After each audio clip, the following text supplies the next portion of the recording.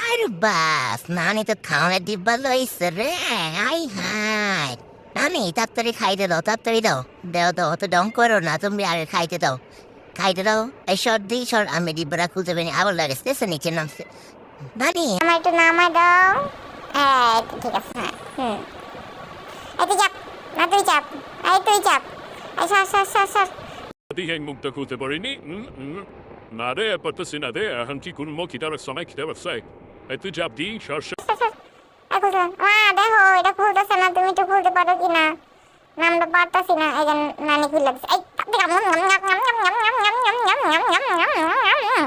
আবার ডেকা দিছে, দেখছো দেখছো, দেখ নানির কামড় লাগে দিছে কামড়, আবার ডেকা দিছে, দেখছো বজ্জাত বেডি। এখন এটা কেমনে খুলবো?